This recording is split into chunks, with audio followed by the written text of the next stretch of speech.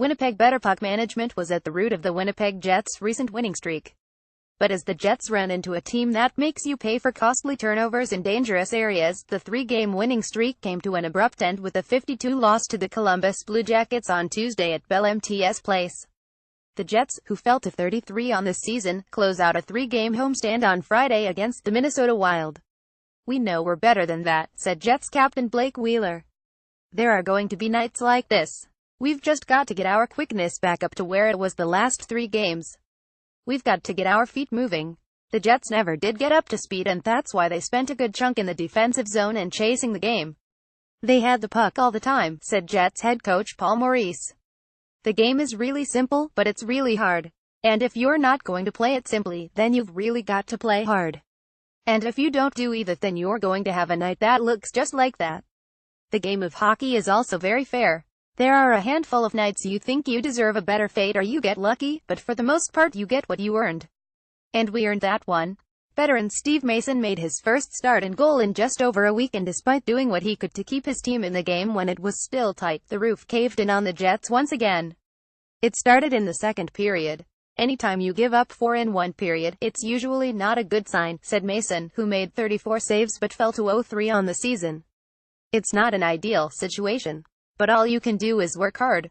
With the game scoreless, Jets winger Nikolai Ehlers had his pocket picked by Blue Jackets center Alexander Wennberg at the offensive blue line. Cam Atkinson picked up in the puck in the neutral zone and pulled away for a breakaway, beating Mason with a crafty forehand dicky. A turnover in the neutral zone by Wheeler allowed the Blue Jackets to go up 20 when Nick Foligno showed great patience before stuffing the puck home. Maurice flip-flopped Ehlers and Kyle Connor on his top two lines, and the move paid immediate dividends, with Connor burying a feed from Mark Schieffel at 12:30 of the second period. "Nothing really changed in my game. Tried to still play the same way," said Connor. "You've got to take advantage of these opportunities you get. Every time you get on the ice you got to prove what you can do and play your best." With Matthew Perreault expected to be out of the lineup for at least a month with a knee injury, is a prime opportunity for Connor to establish himself as a player Maurice can count on. If Connor plays well enough, he might not have to go back to the American Hockey League, and once Perreault returns, one of those two players could slide onto the third line and try to help the Jets solve their secondary scoring issue. Through 6 games this season, the Jets' third and fourth lines have combined for 2 goals and 3 points, all coming while shorthanded, including a ridiculous goal from Joel Armia with 137 to go in the third period on Tuesday. That's simply not enough, and NHL teams can't survive over the long term by getting offensive production from 1 or 2 lines. The Jets have some capable offensive players on the third and fourth lines, but those guys haven't been able to produce anything at even strength. Just 84 seconds after the Connor goal, Brandon Dubinsky found defenseman Jack Johnson for a one-timer to restore the 2-goal cushion. Then Lucas Sedlick banked a shot from behind the goal line off the pad of Mason for a softie that seemed to knock the wind out of the Jets' sails.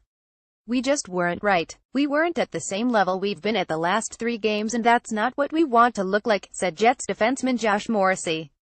"For us, turn the page and get back to that work and that detail and intensity that made us effective." It would be easy to say Maurice should have just continued to ride the hot hand of Connor Hellebuyck, who was a steadying force during the previous 3 games. But the Jets signed Mason to be their starting goalie this summer, and 2 games, with shoddy defense in front of him, wasn't going to change their opinion on him.